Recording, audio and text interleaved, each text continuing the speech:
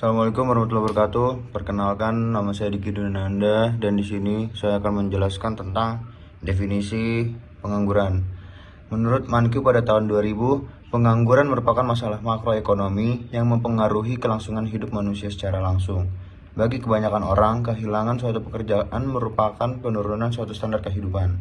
Sedangkan menurut Sukirno pada tahun 1994, pengangguran adalah suatu keadaan di mana seseorang yang termasuk dalam angkatan kerja ingin memperoleh pekerjaan akan tetapi belum mendapatkannya.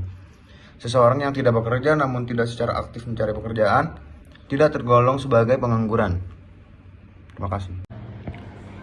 Perkenalkan, saya Muhammad Taufik Ridho dengan NIM 202205-2014. Di sini saya akan menjelaskan mengenai faktor-faktor penyebab dan alternatif kebijakan dari masalah publik pengangguran. Faktor-faktor penyebab yang pertama yaitu ketidakseimbangan antara pekerjaan dan tenaga pekerja dengan alternatif pekerjaan. Yang pertama, menciptakan lapangan kerja baru. Yang kedua, kolaborasi multi pihak. Dan yang ketiga, pelatihan UMKM. Kemudian faktor-faktor penyebab yang kedua yaitu kurangnya keterampilan dan pendidikan dengan alternatif kebijakan peningkatan keterampilan melalui pendidikan dan pelatihan. Yang kedua, dukungan finansial dan untuk pendidikan. Dan yang ketiga, pemberdayaan komunitas. Kemudian faktor penyebab yang ketiga adanya PHK dengan alternatif kebijakan. Yang pertama, pekerjaan freelance.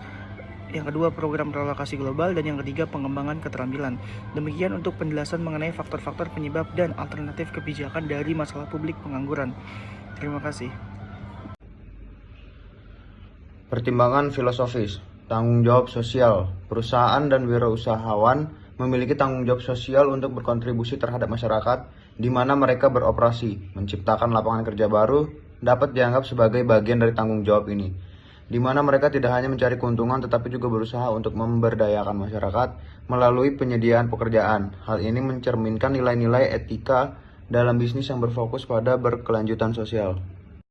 Dari segi yuridis, Undang-Undang Nomor 13 Tahun 2003 tentang ketenagakerjaan di Indonesia mengatur berbagai aspek ketenagakerjaan, termasuk perlindungan hak-hak pekerja, kesempatan kerja, dan pengembangan kompetensi. Tujuan utama undang-undang ini adalah memberdayakan tenaga kerja, mewujudkan pemerataan kesempatan kerja, dan memberikan perlindungan untuk meningkatkan kesejahteraan pekerja dan keluarganya. Undang-undang ini juga mencabut beberapa peraturan sebelumnya yang dianggap tidak sesuai dengan kebutuhan pembangunan ketenagakerjaan saat. Pengangguran merupakan tantangan serius bagi perekonomian Indonesia, memerlukan kebijakan yang terintegrasi dan efektif untuk mengatasi masalah ini. Berbagai langkah strategis yang dilakukan oleh pemerintah untuk menanggulangi pengangguran, terutama dalam konteks dinamika ekonomi yang terus berubah.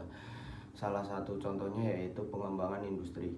Mendorong pertumbuhan industri termasuk sektor teknologi informasi dan manufaktur menjadi prioritas untuk meningkatkan kesempatan kerja bagi masyarakat. Dengan investasi di sektor-sektor ini diharapkan dapat menciptakan lebih banyak lapangan pekerjaan sehingga pemerintah dapat dan mampu mengentaskan masalah pengangguran yang ada di Indonesia.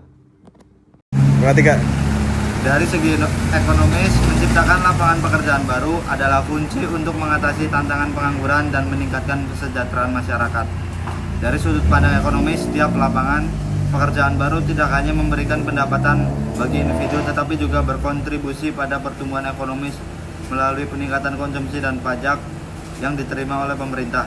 Kebijakan yang mendukung menciptakan lapangan kerja seperti insentif untuk usaha kecil dan menengah atau UMKM atau investasi dalam sektor-sektor strategis seperti energi terbarukan dan teknologi informasi dapat mempercepat pertumbuhan ekonomi dan mengurangi ketimpangan sosial. Baik, di sini saya akan menjelaskan dari faktor-faktor pertimbangan sosial politik. Itu ada 6. Yang pertama ada ketidakseimbangan antara pekerjaan dan tenaga kerja. Itu ada alternatif kebijakannya, yaitu menciptakan lapangan kerja baru. Pertimbangannya ialah menciptakan lapangan pekerjaan baru merupakan isu sentral dalam agenda sosial politik karena berkaitan langsung dengan kesejahteraan masyarakat. Lalu yang kedua faktornya adalah kurangnya keterampilan dan pendidikan. Alternatif kebijakannya ada peningkatan keterampilan melalui pendidikan dan pelatihan atau diklat.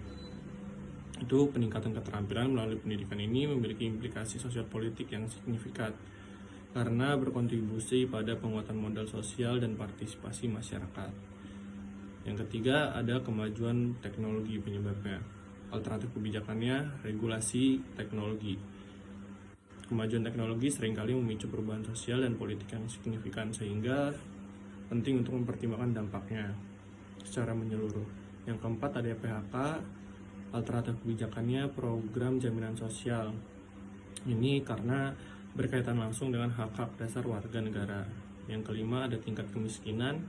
Itu alternatif kebijakannya dari penyuluhan dan informasi.